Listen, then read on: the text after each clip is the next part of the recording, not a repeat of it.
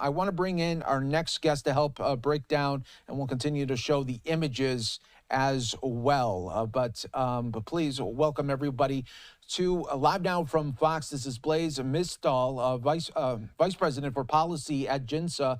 Thanks so much for joining us on Live Now. Very crucial breaking news moments that are happening throughout Israel. Yeah, thanks for having me on, Mike. Latest I'm seeing here is over 100 missiles launched from Iran. All of Israel appears to be under an air alert. That means Israelis pretty much all over the country have been told to get into their shelters and brace for potential impact from these Iranian missiles that have been launched and should be hitting Israeli airspace in a matter of minutes. And let's talk a little bit about the Iron Dome that has been heard so much really throughout the world here on protecting Israel. Just how much can the Iron Dome handle when it comes to missile attacks? Yeah, so that's a great question. And although we use the term Iron Dome to describe Israel's defenses, air defenses, Iron Dome is really just one system out of many that Israel has to protect its airspace from anything that gets shot at it.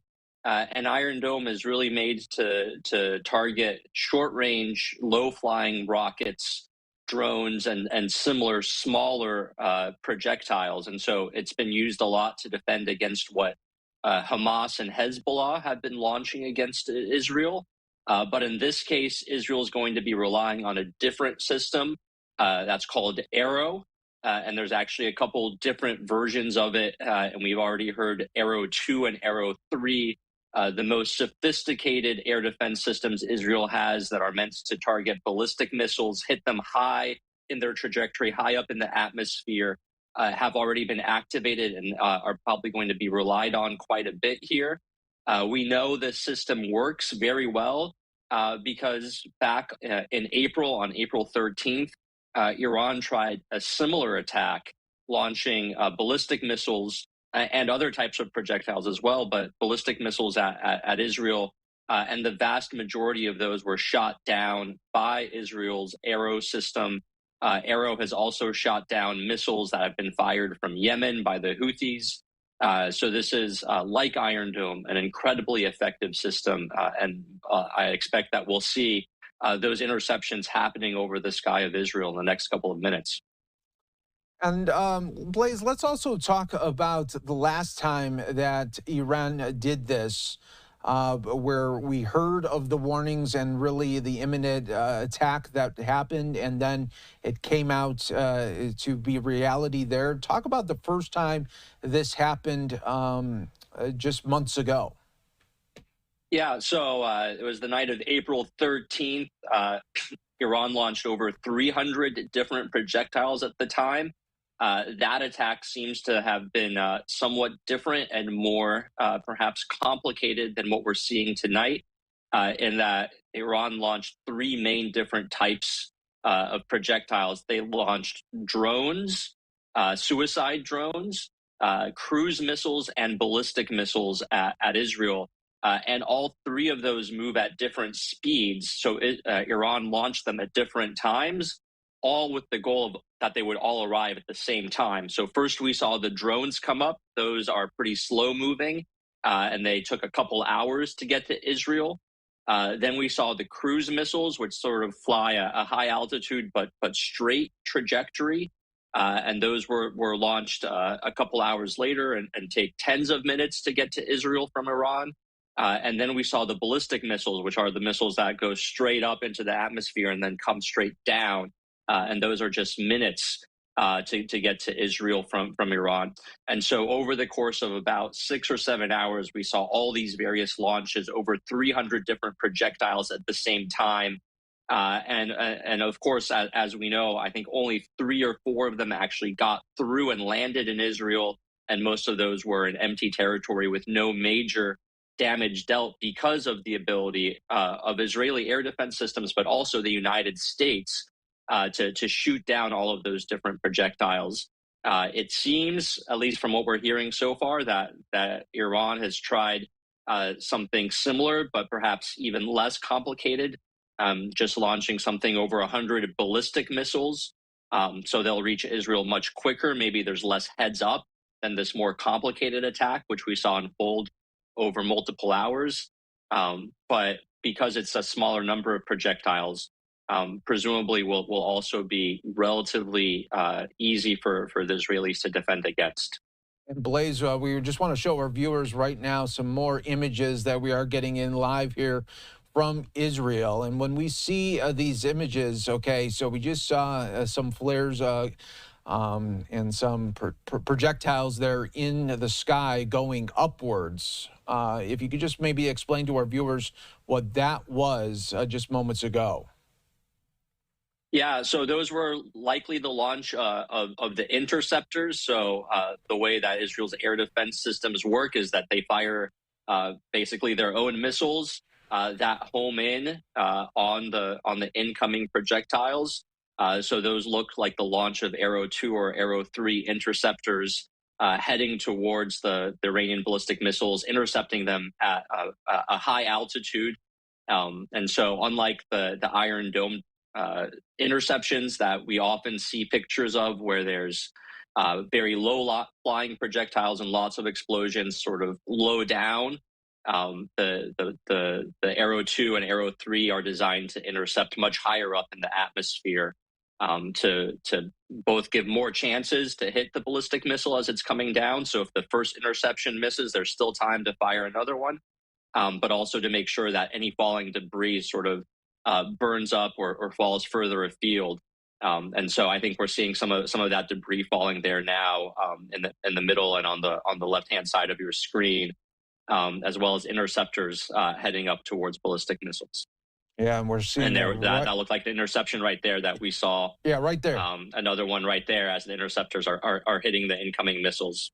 And then it looks like we are getting some that are hitting, though. Looks like with the debris there, and you're just seeing this all happen all in real time, everyone, and seeing the pops there in the skies. These interceptors are continuing to do their work.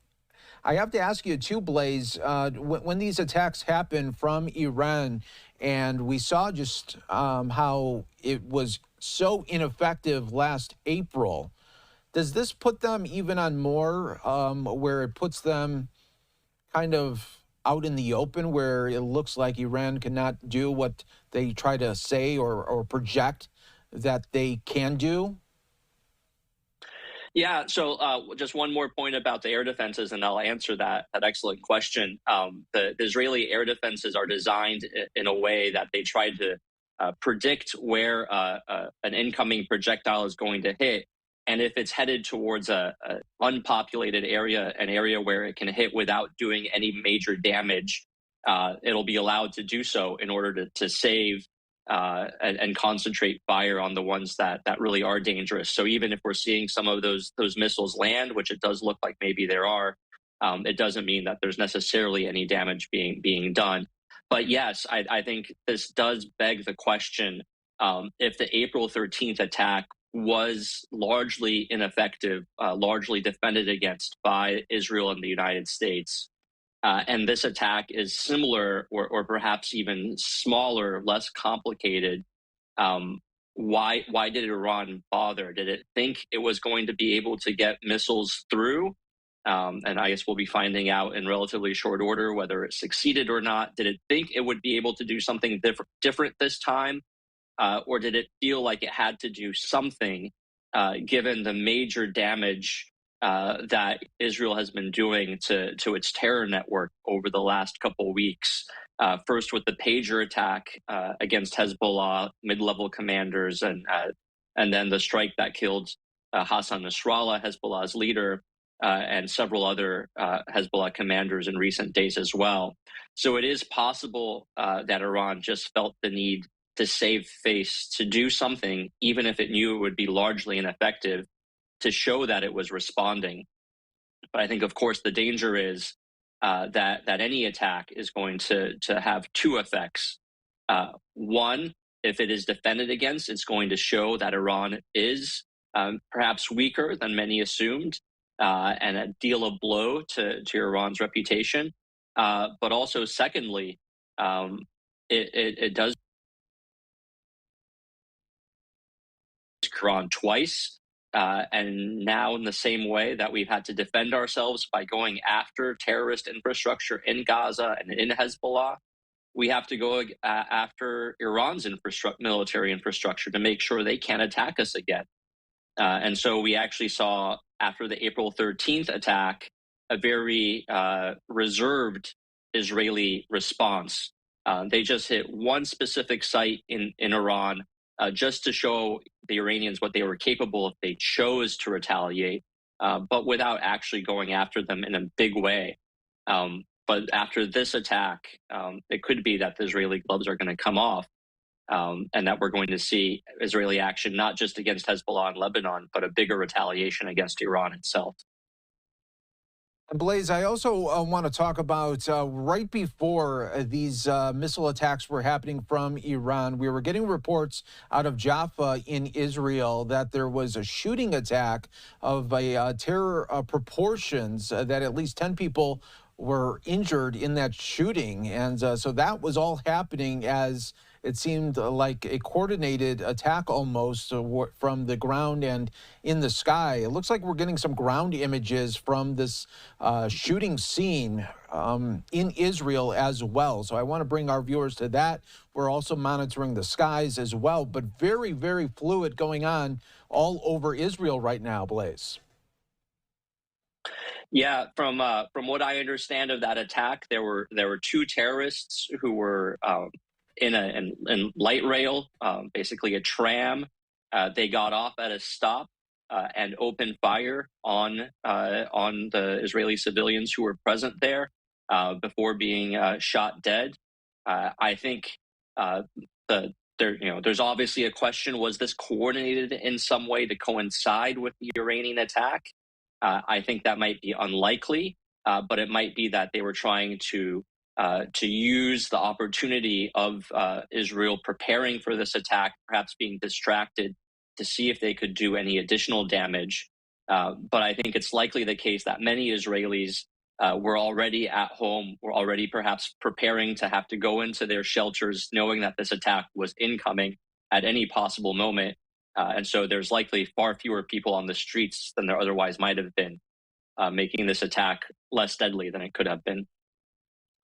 And let's talk a little bit about really the whole crisis as a whole in the Middle East. Of course, for a while now, there has been calls on Israel to get some sort of ceasefire deal. But when these sort of situations happen, when the attacks continue on into Israel, I mean, at the end of the day, it's hard to continue trying to get those ceasefire talks, correct?